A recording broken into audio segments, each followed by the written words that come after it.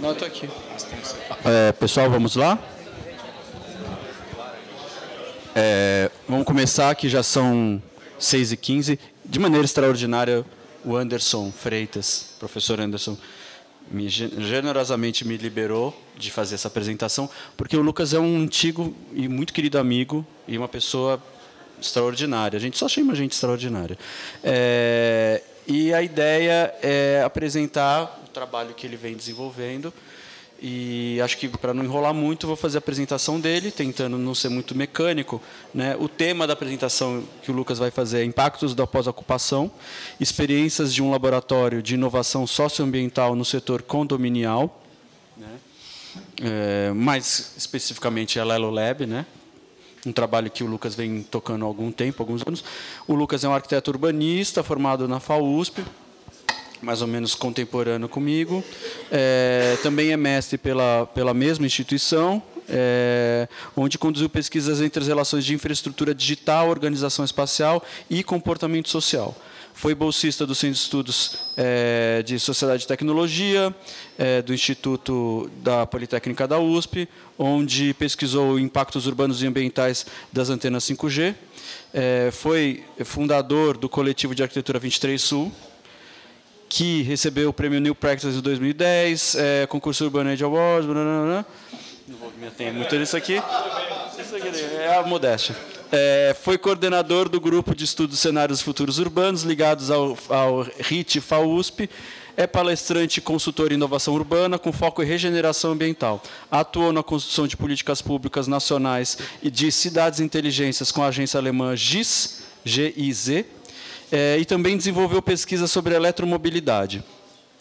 É líder de inovação urbana e inteligência de dados do Lelo Lab, Laboratório da Vida em Comum, que investiga e propõe projetos visando a mitigação de impactos ambientais das habitações verticais coletivas produzidas pelo mercado. Vamos lá?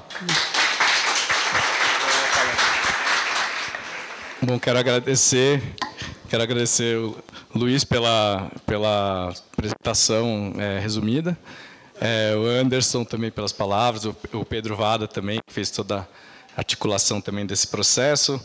É uma honra estar aqui falando com vocês, alunos do 2º e 3º ano, é isso? Eu sei que vocês fazem parte da disciplina, então talvez muitos de vocês não quisessem estar aqui agora, mas eu fico feliz que vocês estejam aqui assim mesmo. Eu vou fazer o meu melhor para apresentar essas questões que a gente está pesquisando de uma forma interessante, porque o assunto que a gente traz aqui é a nossa cidade, né? Então tem esse lado da produção de prédios, né? Então todo mundo, alguém aqui mora em prédio por acaso? Alguém aqui que mora em prédio vai nas reuniões de condomínio? Só uma pergunta. eu imaginava.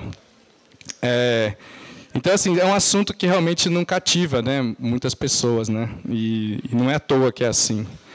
Mas eu vou tentar ir direto ao ponto, que tem muita coisa aqui para a gente tratar hoje. Eu vou ficar aqui atrás do púlpito, como se eu fosse o Papa, e vou passar um pouquinho dos pontos que a gente vai ver hoje, né.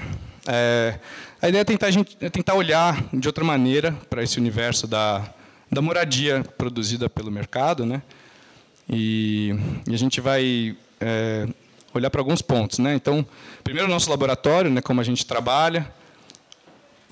Uma coisa importante de falar antes: o que eu vou apresentar aqui hoje é uma visão geral, tá? Um sobrevoo. Cada assunto desse mereceria um aprofundamento.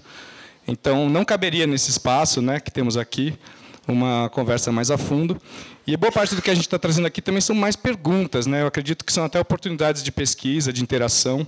Vamos dizer assim, como se a gente estivesse abrindo várias portinhas, assim, falando, aqui tem coisa, fecha para depois, aqui tem coisa, sabe? Porque a gente, além de ser um laboratório que faz pesquisa, a gente também faz muitos projetos, né? Então, é sempre essa relação. Mas a gente entende que a pesquisa para esse tipo de setor é muito importante, porque carece, né? O que acontece com um prédio depois que ele está pronto, né? O que acontece nos 60, 70, 80 anos que ele fica de pé? e em uso, né? Não temos dados estruturados, não tem protocolos compartilhados entre administradoras, entre poder público, construtoras. Então, a gente não sabe, né? É uma caixa preta, é um mistério que acontece, não sabemos exatamente quais são os impactos, né? Então, esses impactos que eu estou falando aqui, ó, a gente vai ter que descobrir quais são eles, né? Esse é o trabalho, né? Como é que a gente constrói essa pergunta. Então, bom, vamos lá. Então, a gente vai falar um pouco do contexto. O que é essa forma condomínio? Né? O que é condomínio? Geralmente, a gente tem uma ideia pronta na cabeça. Nada disso vai ser muito aprofundado. Tá? Ciclo de vida da habitação, só para entender um pouco como é esse processo, né, da edificação. Os impactos do projeto de arquitetura na fase de, né, na vida longa do prédio. Essa relação entre o morador e o prédio. Os limites, né, da discussão de sustentabilidade nessas infraestruturas habitacionais, que são os condomínios. E, finalmente, um pouco do que a gente está fazendo, né, construindo estratégias. Né? Então, tem aí o laboratório, foi criado em 2017, né? A gente já está uma criança grande e tem muito trabalho feito, muita coisa realizada. Rapidamente, eu acho que o Luiz já apresentou, né? Eu tenho essa trajetória, né? Na minha vida pregressa, trabalhei como arquiteto, né? Fazendo obra, fazendo projeto, passando raiva, né? Como muitos arquitetos passam. E também, mas a partir de 2000 ali meados do segunda década de 2010, 2012, fui fazer mestrado, estudei infraestruturas digitais, né? Ou seja, como que a internet está reorganizando o espaço, né? Uma relação, qual que é a materialidade da internet, né? Como que ela reorganiza processos, né? Você fala, nossa, mas que relação maluca, basta pensar os nossos hábitos novos, né? Todos eles têm uma infraestrutura, uma materialidade para ele acontecer, né? Então, essa pesquisa mudou meu rumo da minha vida. Eu fui trabalhar com questões urbanas, voltar com esse foco na relação ambiental da tecnologia que ela produz. E isso desembocou num trabalho em Brasília, na construção de uma política nacional de cidades inteligentes. Na mesma época, eu fui convidado para entrar no Lelo Lab, com a ideia de discutir o futuro das cidades, né? Então, esse é um dos trabalhos que eu faço. Vamos entrar aqui no Lab. Ele foi criado por esse grupo imobiliário, a Lela, um grupo da Moca, Honrosa, do bairro da Moca. É um grupo muito importante na estruturação, né, do desenvolvimento urbano da Zona Leste. E eles criaram essa área para pensar o futuro mesmo do próprio negócio deles, né? Então, o foco deles é pensar a convivência social e regeneração ambiental, né? E a gente entende que essas duas coisas andam juntas, né? Essa aqui são as nossas, vamos dizer assim, nossa organização, né, nosso organograma. Tem uma área de inteligência e visão, uma área de ação comunitária com foco em inovação sustentável, uma área que promove a difusão de cultura de inovação dentro da empresa e fora, uma área que faz a comunicação estratégica, ou seja, avança os interesses do laboratório em públicos, né, que são interessantes para nós, e aceleração de negócios e parcerias, né, porque tem dentro dessa ideia de inovação aberta, onde você convida organizações para participarem da sua tese de inovação. A gente tem um jeito de trabalhar, que eu me orgulho muito, eu acho que, na verdade, eu acredito que seja o principal trabalho nosso, que é uma abordagem filosófica, né, que é o meta-design, uma filosofia dos processos, uma filosofia do movimento, como é que você pensa as coisas em movimento, né? Então, a ideia toda é como é que você transforma sem quebrar, né? Então, na área de inovação, tem muito essa ideia da inovação disruptiva. A palavra disruptiva é muito violenta, ela propõe ruptura, né? E a nossa ideia é de que você não precisa romper as coisas para elas mudarem. Então, tudo isso é um trabalho constante de capacitação, trabalho colaborativo, confiança na inteligência coletiva. Opa, esse degrauzinho. Consciência metodológica, né? Aquela coisa, se você não conhece o seu método, não quer dizer que você não tenha um. Então, é melhor que você desenvolva a consciência do seu método, porque isso vai realmente fazer você trabalhar de uma outra maneira. E todas essas coisas aqui embaixo, né? Desenvoltura para trabalhar em cenários de incerteza, a importância de você estruturar as reuniões e as conversas, isso é crucial.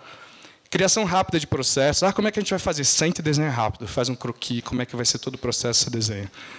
Taxonomia e criação no precário, não vou nem entrar nessa, porque isso aqui eu vou ficar uma hora falando, mas é como é que a gente constrói coisas a partir da tosqueira mesmo, como é que a gente, no começo muito frágil, né, dos projetos, nascem coisas muito poderosas.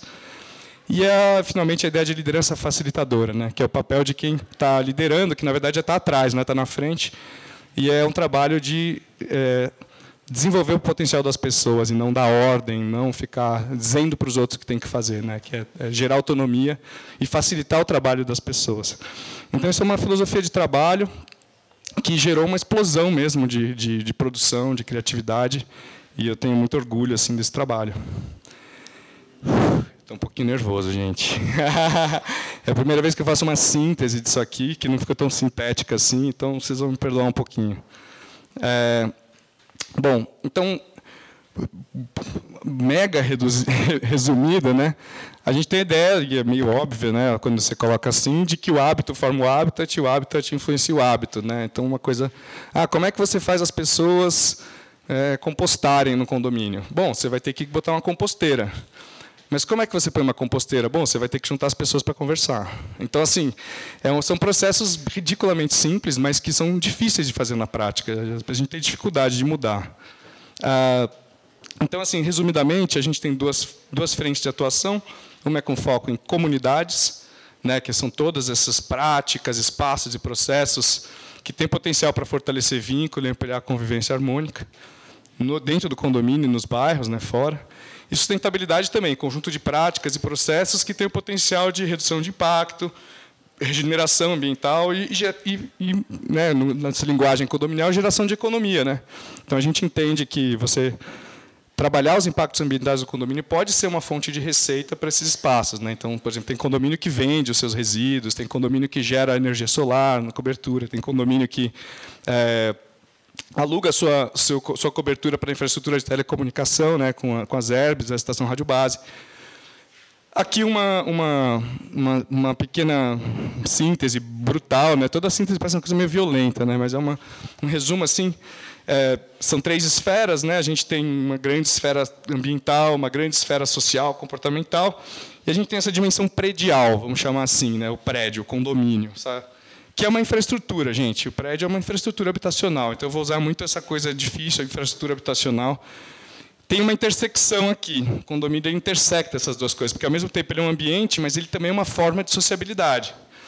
Então, a gente tem uma linha de trabalho que nasce dessa intersecção, que é a ideia de que todo condomínio pode ser um prestador de serviços ambientais urbanos. Isso seria uma espécie de repropositação, né, das infraestruturas habitacionais. Ela tem uma função social, uma função socioambiental.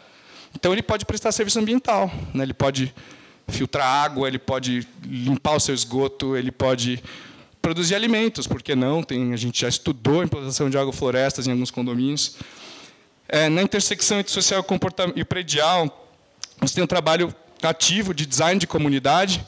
Então, hoje existe uma ciência da comunidade, né? Como é que você propositalmente fomenta coesão, adesão, valores compartilhados, práticas comuns. E isso se dá sempre através da facilitação de processos, né? Pessoas que fazem essa espécie de liderança facilitadora. Isso já acontece espontaneamente, mas é aquela coisa da consciência do método, né? E, finalmente, na intersecção aqui dos dois, a gente tem os jogos sociais, né, para fomentar novos comportamentos comunitários e ambientais. Ou seja, quando você fala, pessoal, vamos embora salvar o planeta, ninguém quer fazer isso, né? É chato. Então, a gente tem que renovar essa linguagem, essas estratégias, porque a gente entende que existe já um desgaste das palavras, né? E esse desgaste das palavras reflete no desânimo das ações. Então, esse trabalho de renovar as estratégias é muito importante. Mais lá para baixo, a gente vai mostrar um pouco como é que a gente trabalhou essas coisas. O Léo Leb está aqui no meio, a gente está tentando dar conta dessa intersecção. Bom, vou passar aqui rápido.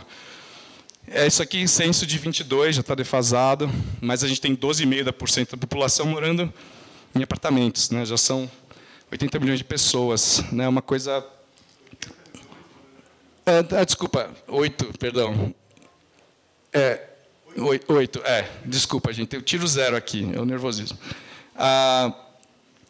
Bom, 500 mil, mais ou menos... Então, essa é uma conta difícil de fazer, tem gente que fala 320, tem gente que fala 500, mas continua crescendo, né? Então, eu estou botando aqui do lado anúncios do Minha Casa Minha Vida, né? Então, tem uma articulação muito forte, muito intensa de setores, né? Dos setores do mercado imobiliário, da construção civil, próximo ao governo, né? Buscando liberação de recursos para financiamento, para ampliação do Minha Casa Minha Vida. Isso ativa toda a cadeia.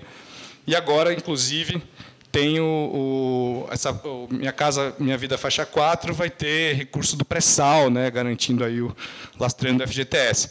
Então, assim, por que eu estou botando isso? Para mostrar que essa dimensão de pensar o que resulta dessas novas construções, que sociedade nasce, que tipo de subjetividade, que tipo de sociedade, que tipo de indivíduo brota, né, dessas formas de habitar, que são os condomínios, é uma questão a ser pensada do ponto de vista da arquitetura, né, do ponto de vista de uma ciência ambiental.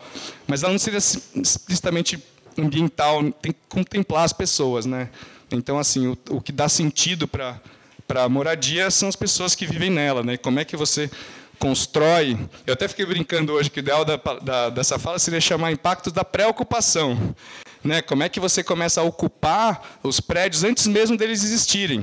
Né? Como é que eu crio processos para que as pessoas comecem a construir aquele lugar, aquela vida, antes mesmo do prédio estar lá, antes mesmo da obra começar? Né? Como é que você cria processos assim? E eu estou falando isso, não é uma loucura da minha cabeça. O pessoal que está trabalhando, por exemplo, com retrofit aqui no centro de São Paulo está empenhado nisso. Eles querem desenhar a comunidade antes mesmo de começar a interferir estruturalmente nesses prédios, né? Por quê? Porque tem que ter uma entrosa, né? Tipo, quem mora e o lugar que mora precisam estar numa sinergia, né? E essa é a dificuldade que o mercado tem, né? Então é mais ou menos como você comprar uma roupa que não te cabe, né? Um sapato mais apertado ou muito grande. Então as edificações que são produzidas hoje, elas não têm essa capacidade de endereçar a subjetividade, a especificidade de cada grupo de moradores. Deixa eu só ver meu tempo, já estou ferrado? Ainda não. Tá tudo bem. Vamos lá. Bom, aí eu vou passar aqui. Se for chato, gente, vocês levantam a mão, tá? Bom, uma coisa meio básica, né? O que quer dizer o termo condomínio? Condomínio é ser dono junto. Né? Isso aí está no Aurélio. E o condomínio, ele é uma forma jurídica, né? E foi instituída legalmente em dezembro de 64. É uma das primeiras leis da ditadura, né? Então, isso aconteceu no momento onde a cidade crescia muito e existia a necessidade de regular, né, o que acontece com os prédios de uma vez que eles são entregues, né? Então, medidas para que esse prédio não deteriorem, porque se novas construções surgem e elas começam a deteriorar, isso ataca o valor do imóvel, né? Você começa a ter uma depreciação do valor. Então, o condomínio é uma estratégia para preservar a valorização daquela estrutura ao longo do tempo. E eles colocam um bedel para fazer isso, que é o síndico, né? Que é uma figura mista de juiz, delegado, conselheiro, né? Ele tem um mix de papéis e ele tem essa responsabilidade de preservar aquela estrutura para que ela continue valorizando. Então, é interessante essa estratégia, né? Ela é bem brasileira. Outros países não têm a figura do síndico, né? A Argentina não tem, Portugal não tem. É uma coisa muito nossa. Bom, condomínio tem um CNPJ, esse negócio é legal de saber. Parece papo zero sexy, né? Mas ele é uma empresa que não é uma empresa, né? Ele pode arrecadar recursos, mas ele não pode ter lucro. Né? E isso gera uma série de problemas, né, que depois a gente vai ver, que estão atrelados aí à questão de financiamento para a modernização mesmo. Né? O que você dá em garantia?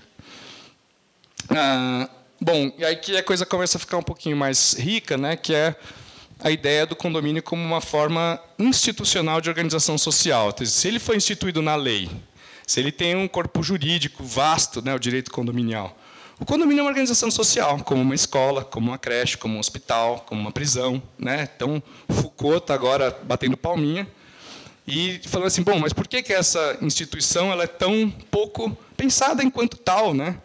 Por que a gente discute a habitação social, mas o condomínio parece que é algo que, vamos dizer assim, nos repele? Por que a gente não pensa, né, o que pode nascer desta forma de organização social? Pensa uma escola. Toda escola tem um projeto político-pedagógico. Né? Todo hospital tem uma missão. Né? Então, a infraestrutura habitacional não poderia ter um propósito, né, uma nova ideia. E, interessantemente, né, esse complexo, né, que é formado por gente, prédio e corpo jurídico, ele vai produzir subjetividades específicas, ou seja, um modo de estar no mundo. Né? Eu fui uma criança que fui criado em casa. E eu lembro claramente da sensação de ter amigos que moravam em apartamento. Eles pareciam diferentes, né? Eram outros códigos, eles consumiam diferente, a relação dos pais com eles era diferente, porque liberava para descer no terra, eu morria de inveja, não tinha isso. Então, é uma outra coisa. Por que essas outras coisas elas não são pensadas desde a fase, né, inicial, né, da estruturação do projeto, né? Bom, então, aqui algumas coisas.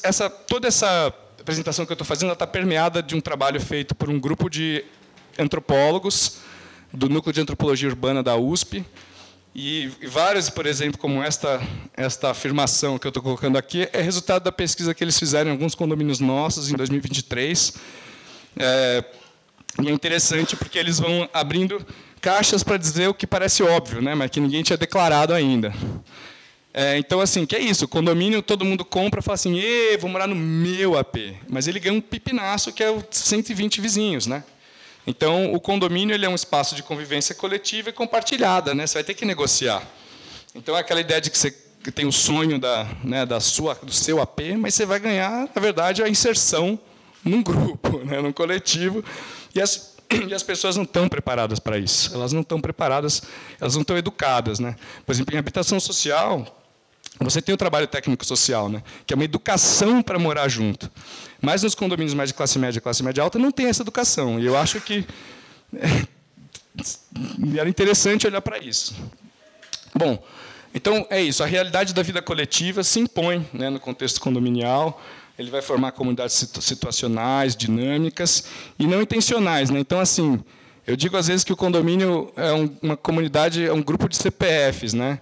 Então, unidos pelo CPF. O que me liga ao meu vizinho? O fato de que eu posso pagar por isso aqui, né? Mas eu gosto dele, não gosto, não importa. O fato é que ambos passamos pela avaliação de crédito, né? Olha que jeito de formar uma comunidade. Então, assim, você acaba meio tendo que se deparar com pessoas ali que você não imaginou conviver.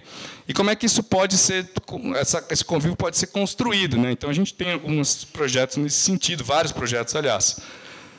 Condomínios são organizações complexas, né? Então, eu dizer o óbvio, né? Elas são complexas porque eles são espaço de habitação coletiva. Tem que precisa chamar as coisas pelos nomes. O que é condomínio, gente? Habitação coletiva. E aí, finalmente, né, uma percepção nossa, né, desde o começo, que eles são polos de consumo, né? Então, você tem hoje estruturas com 900 unidades, é uma pilha de gente consumindo tudo que vocês puderem imaginar.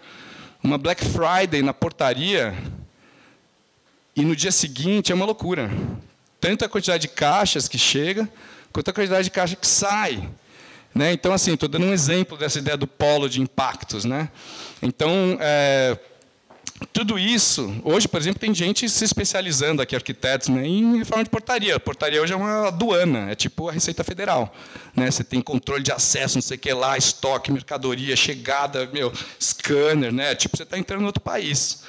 Porque, de novo, como é que a internet interfere no espaço? Né? Ela modifica as estruturas, modifica os processos, né? Então modifica o espaço. Então, a gente sempre partiu dessa ideia de que produz impactos. E que impactos são esses? Então, a gente está tentando descobrir até agora. Né? Então, temos algumas perguntas. Mas, primeiro, a gente vai voltar um pouquinho atrás, só para entender uma dinâmica, de novo, do que já acontece, para tentar ilustrar um pouco por que essa questão, talvez, né, do convívio, né, e da vida longa do prédio estava fora do mapa. Né? Então, você tem primeiro... Aqui a gente fez um trabalho, a gente juntou incorporadoras, construtoras, administradores de condomínio, juntamos todo mundo para entender como é que funciona a coisa como um todo. Né? Então, você tem um momento que é o estudo, né, o estudo de viabilidade, você faz um projeto, você constrói, você tem uma fase de pré-operacional, onde você vai ter documentos e coisas assim, testar, Você vai ter a operação do prédio e você vai ter uma sobrevida, né? Que essa sobrevida está muito na moda hoje, o pessoal chama de retrofit. Né? O bicho está quase morto, você dá uma desfibrilada, dá uma pintadinha e joga mais um zero no valor do metro quadrado. Então, assim, aqui, só que olha que interessante, isso aqui, até aqui, dura 2 anos, 4 anos. Essa fase aqui ela pode durar 60, 70, 80 anos. Então, vou mostrar para você. Então, aqui dei um zoom, tá? Nessas 3 primeiras etapas. Você tem aqui toda essa cadeia. Né? Você tem estudo da viabilidade, aquisição do terreno, formação de área, vocação, projeto, aprovações, lançamento e tudo mais. A administradora já começa pode começar, não é todos os casos, ela começa a interagir nessa etapa aqui, ó, tá, do projeto, ou seja, mas geralmente com recomendações operacionais, dimensionamento de guaritas, dimensionamento de área de armazenamento de resíduos, quadro de funcionários, enxoval, tem esse termo, que é o kit de coisas que um prédio tem que ter para funcionar, cadeira no salão de festa, aquele ficus, né, ali do lado do elevador, esse tipo de coisa. E aí você vai seguindo. Você tem a fase de pré-operação do ABITSE, e aí tem a tal da AGI, que é aqui que é onde começa, é o nascimento da comunidade atualmente. Aqui é muito importante, aqui tem uma relação muito forte, uma interação muito forte entre esses três atores, mas aqui é o momento onde nasce a comunidade condominial. A AGI é a Assembleia Geral de Implantação, que é onde é a passagem, né? A construtora incorporadora fala para a comunidade: leva que esse filho é teu, né? Cuida. E aí a coisa toma direções bastante complexas, né? Porque é onde nascem visões diferentes sobre o que fazer com aquela estrutura que agora é nossa, né? Então é um momento que exige muita seriedade, muita competência, muita habilidade, mas onde ainda não tem, e agora a gente está começando a trabalhar nisso, que é essa visão mais de gestão de comunidade, como é que você cria processos desde esse momento, para que toda essa etapa aqui da edificação, né, do ciclo de vida do prédio, seja saudável, né? E por que tem que ser saudável? É muito simples. Vamos supor que o prédio esteja caindo, e aí você marca uma reunião de emergência. E aí você está com os moradores no prédio, aí fala assim: gente, o prédio está caindo. O cara fala assim: eu não acredito em você. Aí fala assim: não, eu chamei uma empresa para fazer uma avaliação de que o prédio de fato está caindo. Aí fala assim: não, mas essa empresa é daquele seu primo, aquele pilantra. E aí o prédio cai. Então, assim, a questão da construção de confiança ao longo desse processo, eu sempre falo, o maior processo de inovação nessa área é construção de confiança. Como é que as pessoas conseguem tomar decisões, como é que elas conseguem criar convergência em nome de um bem comum. Todas elas são, se um condomínio é um CNPJ, todo proprietário é uma espécie de sócio, né? Então, olha que curioso você olhar para o seu vizinho e imaginar que ele é meio que seu sócio, né? Então, imagina você tratar o seu sócio e falar assim: não, eu não confio no que você está falando. Não funciona uma sociedade assim. Bom, eu vou correr aqui, porque aqui já me falaram que é a parte onde eu me perco nas falas. Então, assim, agora olha que interessante, né? Tudo isso aqui, gestão é uma das partes, né? Manutenção está fora, assistência técnica, e o tal do retrofit aqui é uma outra realidade, que a gente não vai entrar muito nisso agora. Mas o que é curioso dessa história é que, pelas atuais, eu vou voltar só pelas atuais práticas, quem está mandando é quem está aqui, fazendo o estudo de viabilidade. Esse cara que está aqui, ele influencia muito pouco no que está acontecendo aqui. Então, eu opero prédios por 80 anos, a maior parte do orçamento, se você for pensar no custo, a gente vai ver lá na frente um gráfico que fala isso, o custo de você cuidar da vida inteira de um prédio, 80% desse custo está aqui. E por que esse cara aqui que tem financiamento, por que esse cara aqui, só porque ele, por que não tem financiamento para operação? Porque tem um monte de prédio velho aí precisando de investimento e não tem como fazer. Não tem como fazer, não tem como dar garantia, não tem incentivos, não tem estruturas. Então, o que a gente está tentando fazer, buscando fazer, é que as informações que são geradas aqui, a expertise que é gerada durante esses 80, 70, 80 anos da vida útil do prédio, realimentem essas etapas. Ou seja, no projeto mais para tirar a foto e falar: nossa, que lindo esse volume soltinho, nossa, esse concreto ficou bárbaro com esses furinhos. Não. A gente está pensando nessa estrutura saudável ao longo do tempo.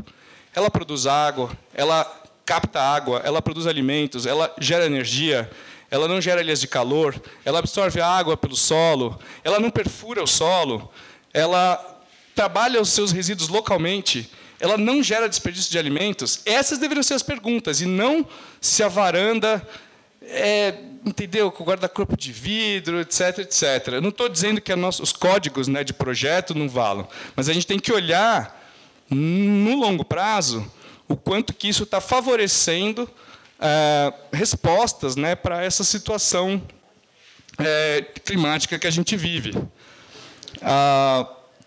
Bom, então vou passar por aqui para não me perder. Aqui rapidinho, que nesse processo você não tem ninguém cuidando dessa questão dos impactos. Isso que é legal de olhar, né? Eu boto esse mapa aqui para ver que não tem aqui uma instância que é tipo assim, agência reguladora do meio ambiente. Não tem agência reguladora do ambiente construído falando assim, olha, prédio novo, você tem tantas métricas para atingir, a água que vai ser usada por esse prédio nas caixas d'água tem que ser captada com água de chuva durante o período de obra, vocês não podem construir na calçada, vocês têm uma meta de decibel. Né? Então, quem que tá cobrando isso aqui?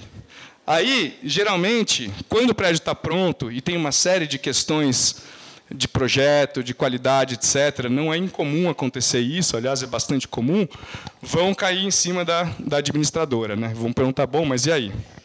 Eu vou me apressar aqui, que eu já estou ferrado. Mas isso não está no escopo da atividade dela. Uma administradora ela cuida do planejamento orçamentário, dentro da gestão do síndico. O síndico fica 12 meses, 24 meses, dependendo do prédio, fica anos. Mas o trabalho dele é definido pela lei. É que nem contador, sabe? Uma empresa tem que ter um contador, você faz um prédio, tem que ter um síndico. Então, assim, é definido o papel. Então, assim, síndico, você tem que olhar para um cenário de 80 anos e fazer um planejamento de quanto vai ser investido para fazer a transição verde do seu prédio. Ele não tem como fazer isso. Bom, então aqui só repetindo o que eu já falei, né, aqui mostrando também o gráfico que eu falei lá atrás. É isso, basicamente o custo de uma edificação, 20% é estudo, projeto e construção, 80% é a fase operacional, utilização e manutenção. A gente pesquisou, né, o Eric pesquisou muito isso, o que existe na literatura dizendo qual é a relação entre as decisões de projeto e de obra e esse ciclo de vida. E não tem vamos dizer assim, uma conclusão, né? Não tem estudos conclusivos. A gente tem que pesquisar mais ou, eventualmente, criar esses modelos, né? Que acho que é um desafio muito interessante para a pesquisa, né? Que é de entender essas correlações. O que a gente sabe é que cada decisão que é tomada, por exemplo, na fase de operação, uma decisão que você não toma hoje, ela multiplica o custo dela 5 vezes a cada 5 anos. Ela vai exponencializando, né? Então, essa questão da tomada de decisão, que precisa ser convergente, harmônica e de confiança, ela é crítica, ela tem um impacto financeiro. Quando eu vejo um prédio podre, eu falo, aqui as pessoas não conversam. Eu já olho os prédios, que nem médico, sabe? Você entra meio assim, já sabe o que você tem só pelo jeito que você anda, né? A gente vê os prédios e fala assim, meu, esse prédio tem gente que conversa, esse prédio não tem gente que conversa. Então, assim, e aqui quebra os gastos, né? Esses 80%. A maior parte do custo é substituição de peça, correção, ações proativas, limpeza, inspeção, etc. Então, são coisas de pensar. Eu sou um síndico. Como é que eu penso a gestão do meu prédio? Vou pensar na minha gestão ou vou pensar naquela estrutura, né? Eu sempre digo, vão-se os síndicos, ficam os prédios, né? Então, como é que você cuida daquela estrutura para além do seu tempo de gestão? E, nesse sentido, a gente tem um paralelo interessante com a política, né? O mesmo modelo. Esse modelo de eleição ele acaba gerando esse tipo de situação. Bom, vou passar aqui mais andando, acho que talvez não é tão interessante nisso, mas é importante só frisar que a gente precisa fazer mais pesquisa dessa relação entre técnica e comportamento, né? Precisa entender essa interação entre a infraestrutura habitacional e o comportamento social. Então, por exemplo, o comportamento que o prédio tem muita briga. Às vezes é uma parede muito fina que gera isso, gente. Sabe quando você tem uma coisa assim que fica te irritando, e você vai ficando irritado, e você começa a ficar... O ambiente influencia 90% do nosso comportamento, e isso é um comportamento inconsciente. Então, essas infraestruturas elas geram comportamentos, né? Como é que essa interação, né, entre pé direito, tamanho da janela, insolação, ventilação, ruído, né? O uso do térreo, o térreo é estressante, tudo caminho de minhão, tudo torto, né? São térreos mal aproveitados. Isso não impacta, isso não gera um nervosismo, né? Então, essa relação dessa psíquica, né, da habitação, isso precisa ser, talvez tenha, né, exploração sobre isso, né, com questão de psicologia ambiental, mas isso talvez precisasse ser mais incorporado, né, pela arquitetura e pela engenharia na fase de projeto, né? Então, vou passar isso aqui. Então, vou trazer alguns pontos aqui. Isso aqui vamos lá, quando eu falo em condomínio, em algumas outras falas que eu fiz, eu sempre pergunto assim, pessoal, o que vocês Vou perguntar, não, agora já foi induzido, mas eu sempre pergunto, qual a primeira coisa que você pensa quando fala em condomínio? Aí a pessoa fala, briga, né? Sempre é isso. Qual que você pensa em condomínio? É briga, é briga. Olha que interessante, a gente tem um investimento monumental da sociedade para gerar uma instituição habitacional cujo principal produto é conflito. Olha, uau, incrível, vamos botar o pré-sal para financiar isso. Então, assim, é isso. Essa é a imagem que tem. E, assim, é o lugar onde as pessoas vivem. Olha que horror, né? Então, assim, a gente vai trazer agora aqui uma coisa que rola no setor condominial, que são os 4C, né? Os 4C do condomínio. Então, vamos lá, vamos por um. Isso é uma coisa que é usada, os consultores, a galera que atende condomínio, né? Então, 4C. O primeiro é o carro, né? Os 4C são os fatores de treta, né? Fator treta. Então, o carro é um fator de conflito permanente por conta da questão da vaga. Então, quem parou mais perto do elevador, quem que raspou o carro no carro do outro, quem que esmagou o pet do outro dando ré, né? Esse tipo de coisa. E, paradoxalmente, o momento da votação pela vaga é o momento assim, é a grande festa da comunidade, né? Junta todo mundo, quebra um puta-pau e aí consegue pegar suas vagas. Bom, cano é o outro C, né, que é obra. Cano é uma metáfora de obra. É o pinga-pinga, ninguém sabe o que fez, não tem registro, faz obra. Cadê? Quem fez? Quanto custou? Quanto tem que fazer de novo? Ou seja, a gente vai lá na frente mostrar um gráfico, né, que é a ideia de você trazer previsibilidade, como se fosse um prontuário médico, né? Você vai no médico, é sempre bom ir no mesmo médico, porque ele sabe, né, do que você vai morrer. O problema é que os prédios não sabem do que eles vão cair, porque cada hora é um que opina uma coisa e não tem um sistema para organizar isso, uma padronização de linguagem, uma taxonomia, nada disso. Então, isso é um problema também, não só nesse nível, mas porque causa estorvos, né? É vazamento, impermeabilização, gotejamento, calçamento, né? Piso que está solto e a pessoa torce o pé.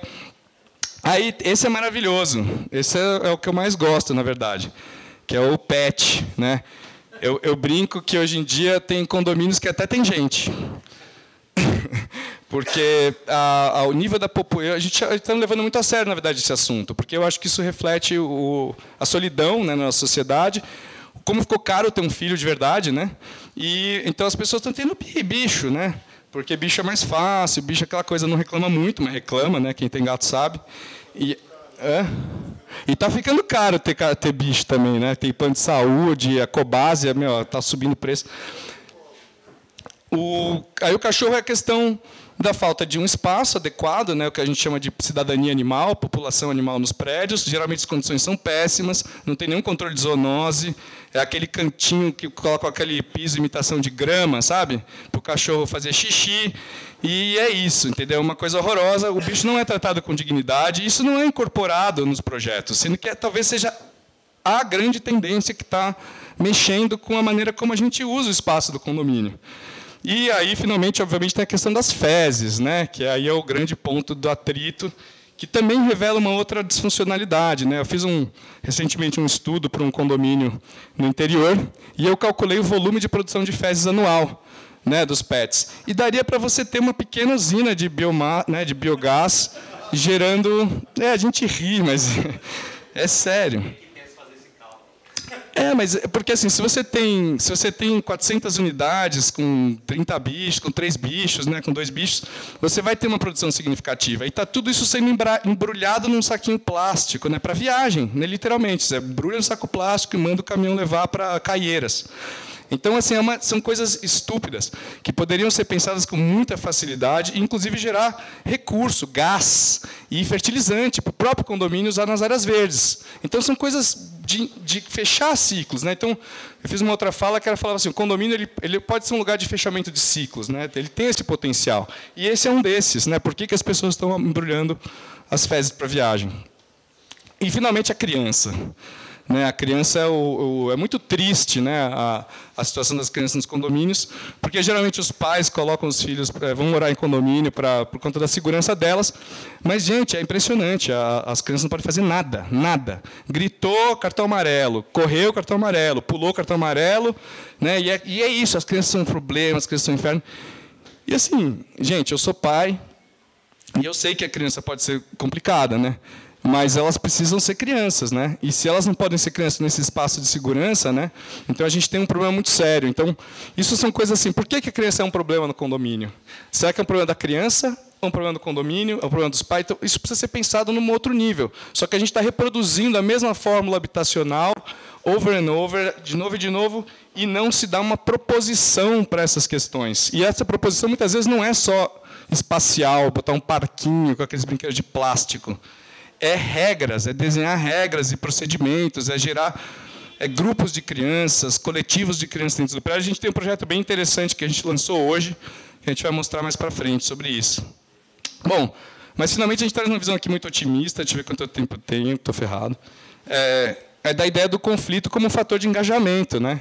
Então, isso aqui também é um achado da pesquisa antropológica, né, de que, no final das contas, o conflito ele acaba sendo o principal fator de atração de interesse, né? Todo mundo gosta de uma treta. Então, a gente sempre fala, tem que usar estrategicamente a treta para gerar engajamento, né? Como é que a gente desenha o conflito? Porque conflito é diferente de confronto, né? Confronto é quando sai cadeirada, né? Quando enfia um bastão de madeira no rosto do colega. Aqui, a ideia é você desenhar a situação, não fugir do conflito, preparar ele para acontecer de forma produtiva. Isso acontece, gente. Tem gente que trabalha com isso. Então, bom, aí eu acho que eu vou passar, não sei se esses pontos talvez estejam já bem ditos, né? Mas essa indiferença pelo bem comum, a ideia de que essa indiferença, por que eu vou botar dinheiro na reforma dessa laje, se isso, entendeu? Não consigo entender a importância, não confio no tomador de decisão, as decisões vão sendo postergadas e isso vai gerando custos. Essa é a história de muitos condomínios, quando a gestão não é inteligente. Bom, eu vou mudar agora um pouquinho de assunto, dentro daquela ideia do panorama, né? Pessoal, está tudo bem aí? Está tudo certo? Pessoal, vocês estão sobrevivendo aí atrás? Está rolando? Boa, tá bom. Então, eu preciso perguntar isso para mim mesmo, na verdade. Então, essa ideia dos limites, né, da sustentabilidade condominial, né? E aí, para tristeza muito grande nossa, né, a gente soltou o nosso time de antropólogos nos condomínios, né? E eles descobriram isso, né? Precisava mandar antropólogo? Precisava. Mobiliza pouco, isso não é um assunto muito querido, né? Porque geralmente as pessoas são muito pragmáticas, elas querem as coisas prontas, né? E as boas soluções consistentes, né, de práticas de sustentabilidade em condomínios exigem muito empenho e construção e prototipação, porque cada condomínio, eu sempre brinco, cada condomínio é um país, assim, é uma cultura diferente. Então, uma coisa que funciona no condomínio, às vezes, não funciona na outra. Tem que adaptar, e isso requer tempo, requer recurso, etc. Então, essas adaptações elas são complicadas, né? E fora que tem outros obstáculos, né? A inadequação dos espaços físicos. Eu quero fazer uma horta no meu condomínio. Mas não bate sol no seu condomínio, então vai ser meio difícil, né? Eu quero fazer uma composteira aqui nesse jardim, mas, cara, a gente precisa reformar a guarita, entendeu? Isso não é importante. Né? Querer fazer energia solar no teto. Não, mas o dinheiro do ano está empenhado na mudança do piso do salão, entendeu? E a mentalidade, né, de pessoas que, às vezes, não estão entendendo, né, o que essa infraestrutura habitacional ela pode ser redesenhada, ela pode ser repensada, ela pode ser transformada e criar coletividades, assim, que nem a gente tem a turma do colégio, que nem a gente tem a turma do trabalho, né? Tem gente que tem a turma do condomínio, mas a gente percebe que tem umas tensões aí. Mas a ideia era que você pudesse formar, vamos dizer assim, comunidades ativas, né? A gente tem um condomínio que eu vou mostrar mais para frente, que é o Altos do Butantã, que eles criaram um grupo muito ativo, né, no trabalho de horta e compostagem, né? E é isso, foi um grupo lá que se formou para fazer essas mudanças, e sempre depende disso, né? Bom, então, coisas óbvias, né? A gente precisa de um amplo processo de formação de novos hábitos, né? E essas ações elas são coletivas. Não dá para você propor um sistema de reciclagem bem feito se isso não for uma decisão e uma prática de todo mundo, né? Não tem como uma pessoa falar assim, eu vou fazer aqui. Não vai funcionar. Precisa ter gente empenhada, precisa ter governança, precisa ter processo, precisa ter meta, precisa ter projeto. Não tem como não ter. E aí precisa de mais experimentação, né? Precisa de pesquisa, financiamento, né? Então é isso, fazer, eu quero que meu condomínio seja 100% sustentável. Quem paga essa conta? Porque os condomínios, você que sabe, ele é rateado pelos moradores, porque o pessoal fazendo vaquinha todo mês. Imagina, uma estrutura carésima, com dinheiro do pré-sal, que o pessoal fica fazendo vaquinha todo mês para cuidar. Durante 80 anos, vaquinha de 80 anos. É uma coisa maluca. A gente faz vaquinha para pagar uma festa, a gente faz vaquinha para o negócio. É uma loucura. Então, precisa ter financiamento, precisa ter interesse público em recuperar essas estruturas, né? Trazer elas para um paradigma contemporâneo. Bom, aqui eu vou passar rapidamente, ou nem tão rapidamente, em alguns pontos que eu acho importantes para essa contribuição, né? Para alguns pontos que eu gostaria de contribuir nessa conversa. A ideia de uma falta de uma legislação específica, né? Então, por exemplo, todo mundo aqui conhece o AVCB, né? O AVCB, o Auto de Vistoria do Corpo de Bombeiro, é um documento que todo prédio precisa ter para operar. E é interessante que esse AVCB ele nasceu do incêndio, de dois incêndios muito importantes que teve aqui em São Paulo, o Andraus e o Joelma. E, a partir disso, se criou uma lei que todo prédio tinha que ter algumas estruturas para se proteger de eventuais incêndios, né? A escada pressurizada, extintores, rotas, etc. Isso foi uma lei retroativa. Ela se aplica não só a prédios novos, como a prédios existentes. Então, por que não existe uma legislação que exige adaptação dos prédios novos ou existentes para o cenário climático que a gente tem hoje? Porque isso criaria o mercado, certo? Você vai falar assim, bom, todo prédio precisa produzir sua energia, cuidar do seu resíduo, cuidar da sua água. Se isso vira uma regra, você começa a ter empresas interessadas, grupos interessados, a sociedade se mobiliza mais. Bom, tem a questão da ausência de dados, né, que eu falei da caixa preta, né, a gente não sabe o que acontece no agregado desses 320 a 500 mil prédios. O que está acontecendo? Qual que é o tamanho da economia que eles giram? Né, qual que é o cenário de manutenção no agregado? Que mercados são esses? Qual o potencial de energia solar desses 320 mil a 500 mil prédios, condomínios? A gente não tem essas informações, né, a gente tem que construir esse banco de dados. A questão que eu mostrei antes, a falta de integração entre as etapas, né? Ou seja, a etapa de operação não condiciona a etapa de projeto, é o contrário hoje em dia, tem que inverter esse negócio. Falta de recursos e incentivos para os condomínios fazerem retrofit, que é o que eu falei agora há pouco. A cadeia de prestadores de serviços não tem incentivo para fazer isso. Eu sou uma empresa pequena de instalação de composteiras. Aí eu falo assim, eu vou te dar 500 condomínios para você fazer composteiras. Esse cara quebra, ele não tem como fazer. Ele não tem uma linha do BNDES para fazer isso, né? Então, como é que a gente pode pensar num cenário macro se a gente está buscando inovar lá na ponta, não está criando processos para que essa inovação aconteça de maneira mais ampla? E aí, finalmente, uma coisa... Finalmente não, porque tem mais dois. Tem a questão da abordagem pouco científica, né? Estou sendo simpático aqui, da gestão condominial, ou seja, a administração ela é feita ano a ano. Ela não está olhando a saúde do prédio, ela está olhando a saúde das contas naquele ano. As dificuldades na construção e disseminação de práticas comunitárias, intra, inter e extracondominiais, ou seja, as pessoas se coligarem para pensar as coisas juntos. E, finalmente, uma ausência de uma perspectiva de projeto de ciclo de vida, né? Que é um pouco o tema aqui. Né? Tipo, como é que eu faço arquitetura pensando em um cenário de 80 anos? Eu não faço arquitetura pensando como é que eu me livro dessa obra. Eu faço arquitetura pensando que essa construção vai ter uma vida, ela vai ficar de pé por muito tempo, vai ter 3, 4 gerações diferentes morando nesse prédio. Como é que a gente pensa esse problema? Lembrando que vou trazer aqui um exemplo meio clichê, né, daqueles templos no Japão, né, que tem 5.000 anos e tudo mais. Né? Por que eles estão assim? Porque eles foram cuidados, porque tem uma comunidade que cuida deles, porque eles têm valor social, essas construções. Bom, agora... Gente, mais um pouquinho, pode ser? Tá bom. Bom, aí a ideia a gente vai um pouco as nossas respostas, né? Humildes respostas, modestas, mas é o que a gente está buscando fazer. Né? Que tem um propósito simples, laboratório, melhorar a vida em comum, uma coisa assim, né? Mas é bem interessante porque o que é isso? O que é a vida em comum? Então, a gente está entendendo que tem várias dimensões, tem a dimensão do trabalho, do convívio, né? Da moradia, tem um monte de coisa aí dentro, não vou entrar nisso agora. Mas construir a vida em comum é um desafio para o sonho do bem viver no condomínio. Ou seja, eu compro um apartamento, vou morar lá no inferno. Para eu poder que seja boa a minha vida nesse lugar, eu vou ter que me empenhar para isso acontecer. Essa parte não está no folheto de venda. E aí, a gente tem percebido que tem alguns condomínios que, por conta da qualidade da interação dos moradores, já se tornam mais valorizados. Né? Então, baixa taxa de vacância, baixa rotatividade de morador, né? Por quê? Porque a vida corre mais suave. Não é totalmente sem atritos nunca, né? Mas ela, pelo menos, tem instâncias de diálogo saudáveis. A ideia da prática coletiva no dia a dia, né? Então, coisas... Opa, de novo esse degrauzinho.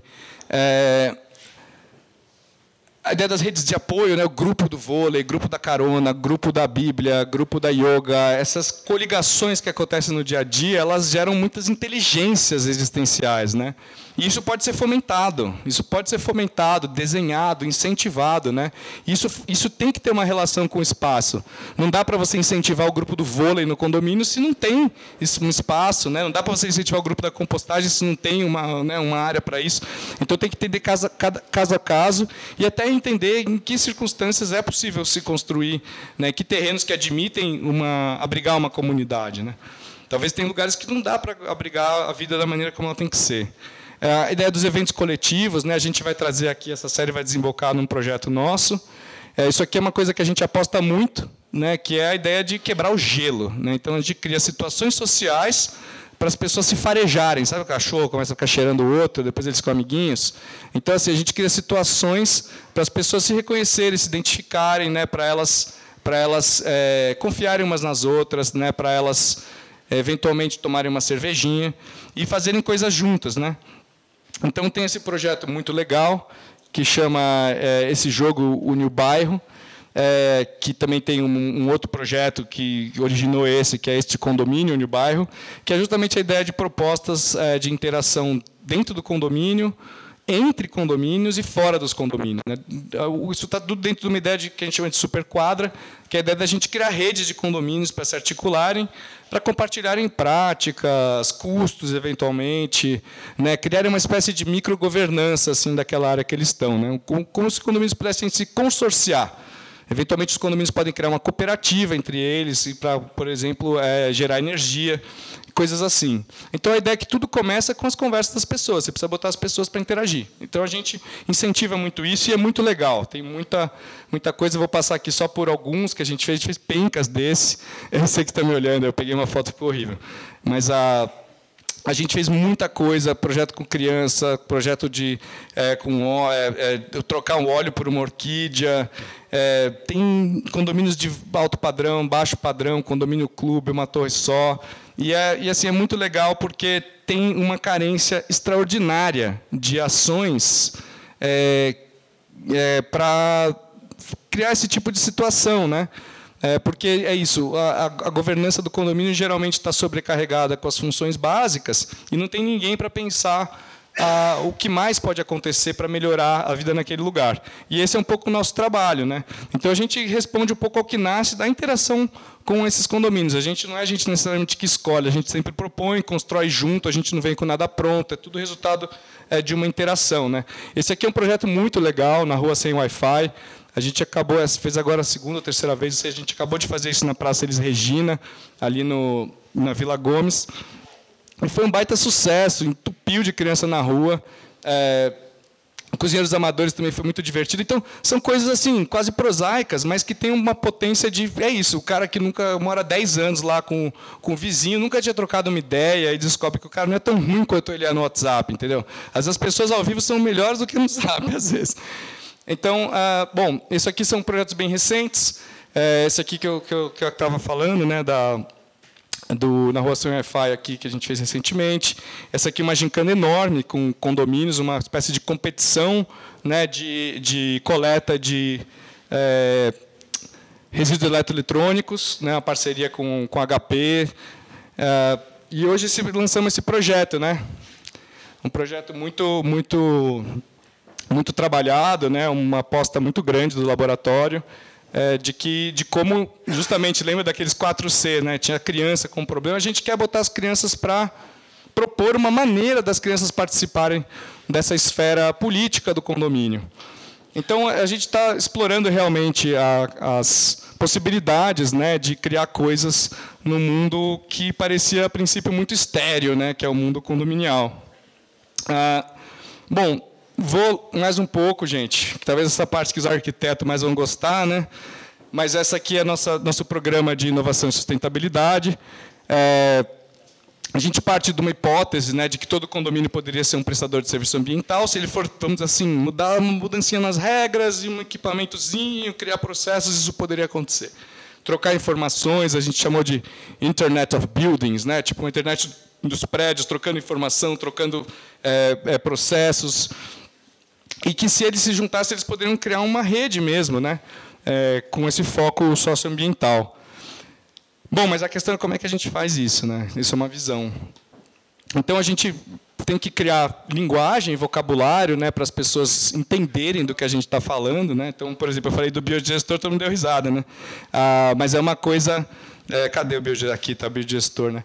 Então, é uma coisa que é super usada em vários países e que é uma solução interessante, né, para vários tipos de resíduos. Então, precisa criar uma gramática, né? Uma gramática de que a gente tem uma logística, eu adoro essa palavra, logística ambiental.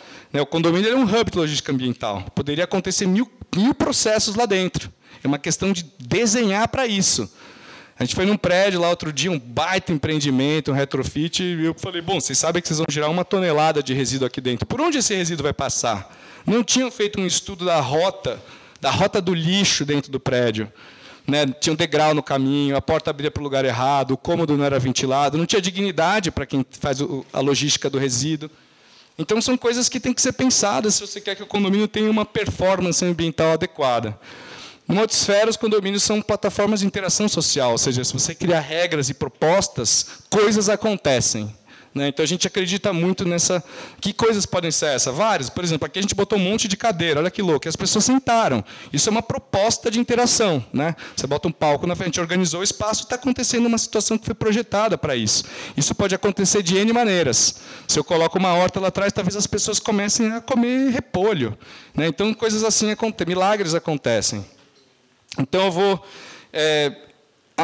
eu vou terminar, talvez depois eu volte para isso. Tá? Eu vou pular aqui, senão isso aqui é um pântano.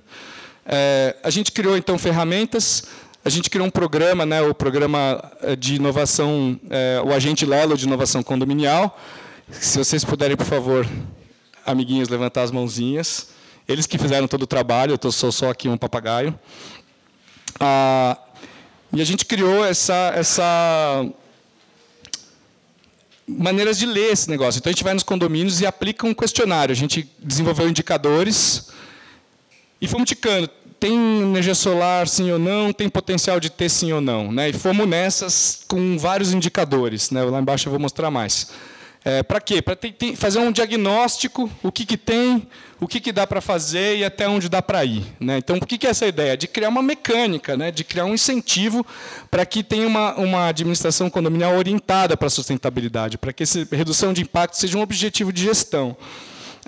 Bom, tem um instrumento que é a pesquisa condominial, o censo condominial, que a gente faz para entender no detalhe mais como que é o perfil das pessoas que estão lá, para a gente juntar a gestão com perfil social.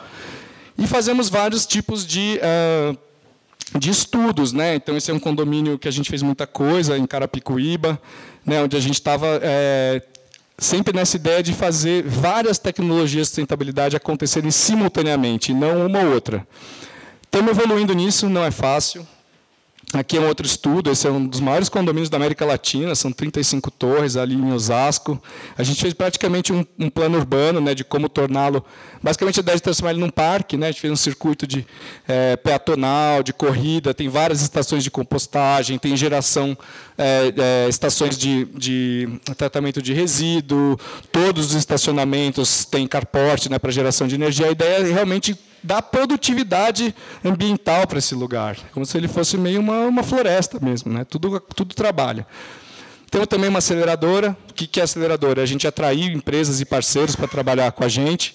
A gente juntou muita gente esses anos todos. Aqui nem estão todos, está desatualizado isso. Eu já vi minha orelha ficando quente aqui. Mas muita gente legal, outras nem tanto.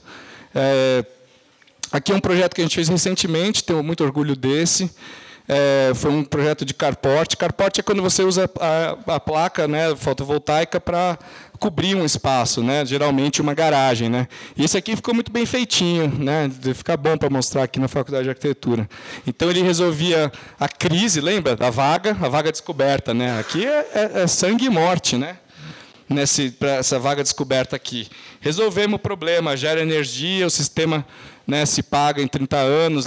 Nesse modelo de negócio, o condomínio simplesmente pega a conta de luz e passa a transformar numa parcela do financiamento. Nos procurem, para quem quiser isso também. Um projeto de dados, né, de georreferenciar todos esses prédios. Né? A Lelo hoje tem 4.500 condomínios sob a administração dela, né, muito grande. Então, a gente precisava criar uma maneira de visualizar isso, distribuir, né, as categorias de energia solar, compostagem, coleta, entender como se distribui esse potencial de intervenção, porque, no fundo, é um projeto de planejamento urbano ambiental. Né? Então, só que isso precisa de mais fôlego, né, precisa de mais gente, precisa de instituições de pesquisa trabalhando junto. Tem um projeto aqui, eu já vou, né, já vi que você deu uma olhadinha aí. Vou lá. Só mostrando as ferramentas que a gente fez. Tem duas rodadas de pesquisa antropológica, uma em 2019, outra em 2023. Isso é muito importante, entender comportamento. Arquitetos, estudem o comportamento, se interessem pelo comportamento das pessoas. É a coisa mais legal e é o que gera arquiteturas diferentes. Né? Então, aqui são os capítulos, né, os capítulos do estudo que eles fizeram, né, Vigiar e Punir, é muito especial, né, que fala que as pessoas no condomínio elas estão mais interessadas em vigiar umas das outras do que quem está do lado de fora. O programa LIC, que eu falei agora, né, esse programa de agente de inovação condominial, em parceria com o IPT, né, com o IEL e Nova Talentos, um programa bem inédito, isso acho talvez um projeto muito impacto que a gente criou. Tinha esses objetivos, né, conhecer o território, enfim, eu vou passar um pouco mais rápido agora. Os números estão ficando bem significativos, a gente está percebendo que está ganhando muita atração, a gente está até com um pouco de medo. Existe um interesse muito grande, porque a gente faz o que ninguém está fazendo, que é olhar para essas estruturas com generosidade, pensar como é que elas podem mudar e gastar energia e fosfato para ver como é que a gente pode fazer as coisas acontecerem.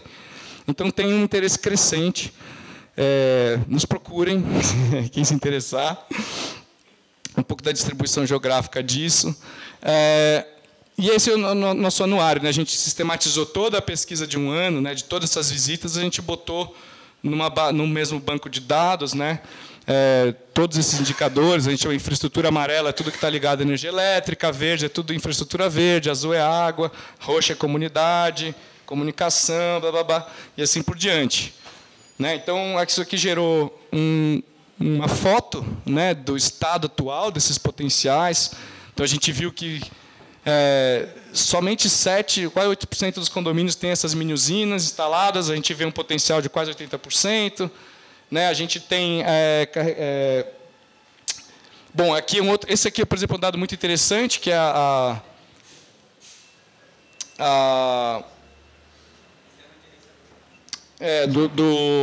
do sistema de monitoramento, que a gente vê que não tem, né? O pessoal não faz. Tem alguma coisa nos dados aqui. O pessoal não implementa sistemas, né, de gerenciamento de manutenção, mas 100% dos condomínios tem um sistema de segurança. Né? A gente sempre faz essa pergunta, todo mundo tem um sistema de segurança instalado, mas um sistema que dá a segurança da estrutura no longo prazo não tem. Né? E essas são plataformas hoje. Você tem software, né, esse SaaS, né, que você pode colocar as informações, né, esse prontuário de lixo, né, histórico de intervenções no prédio, você coloca numa plataforma e você consegue monitorar, você consegue dar transparência, você consegue acessar, você consegue fazer curvas, etc. Então, os condomínios que fazem pesquisa ou não, a coleta seletiva, esse é meu assunto xodozinho. Né? Então, nesse a gente detalhou um pouco mais a pesquisa, se a infraestrutura para coleta é adequada, quem que retira esses recicláveis, se é a prefeitura, se é o catador, se é uma empresa, se é um funcionário, se é uma cooperativa, se é uma associação. Qual que é a condição dessa retirada, se é uma doação, se é receita para o funcionário, se é renda para o condomínio, se é custo para o condomínio. Então, isso aqui é um universo extraordinário de projeto, essa questão dos resíduos. Assim, tem muita coisa para ser criada, tem muito processo para ser desenhado, tem muita coisa legal para acontecer aqui dentro. E, vamos dizer assim, as regras e as leis para isso estão começando a ser implementadas. Hoje a gente já tem a Lei Rouanet do resíduo, né, que é uma lei de incentivo à reciclagem, que empresas podem doar para incentivar, ter isenção fiscal para... e esse recurso é usado no fomento de projetos de reciclagem. E, inclusive, isso inclui a compostagem. Né? Então, tem muita coisa para ser criada, a gente vai ver, muito provavelmente, nos próximos anos. Para todo tipo de projeto. Empresas, em vez de eu doar, sei lá, para o show do Mickey no Eldorado, você pode doar esse dinheiro para fazer uma compostagem num grande condomínio Minha Casa Minha Vida. Isso, exatamente. A compostagem, por isso que eu falo, território aberto para criar coisa. Só 2% dos que a gente visitou tinham composteiras. Muitos aqui têm potencial de compostagem local. E esses que não têm potencial de compostagem local, eles podem terceirizar, né? Tem empresas hoje que fazem, retiram, né? Essa é uma assinatura do saquinho de lixo. Vem um cara lá e leva o teu saquinho podre lá para descarte. Só um dado aqui importante, nesses condomínios visitados em 2023, eram quase 350, 23 mil toneladas de resíduo orgânico. Tá?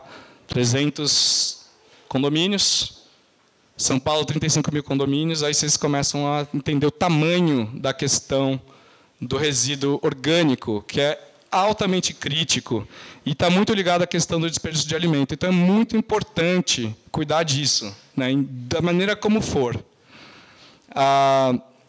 Você vê, gera-se mais resíduo orgânico do que o resíduo reciclável. Né? A gente montou esse modelo usando estimativas da Lelo, da Abrelp, né, que era a atual Abrema, né, que é a Associação Brasileira das Empresas de Limpeza Pública. A gente montou um modelo estatístico para ver. Então, gente, só para amarrar, a gente passou aqui por esses pontos todos, tá? Mas acho que o legal era ouvir vocês. E é isso aí. Pera. Perdão. Aqui, quero agradecer, porque isso aqui é um trabalho coletivo muito forte. Muita gente muito fera, muito frita e com muito interesse no trabalho, no assunto. Então, é isso. A gente tem um diretor que é uma pessoa cabeça muito aberta. A Lelo investe na gente, acredita no trabalho, a gente está crescendo ano a ano. Quando eu cheguei era eu e mais um, hoje nós somos 14. E tem muita coisa para fazer. Então, eu estou muito feliz de poder compartilhar com vocês aqui esse trabalho. Obrigado.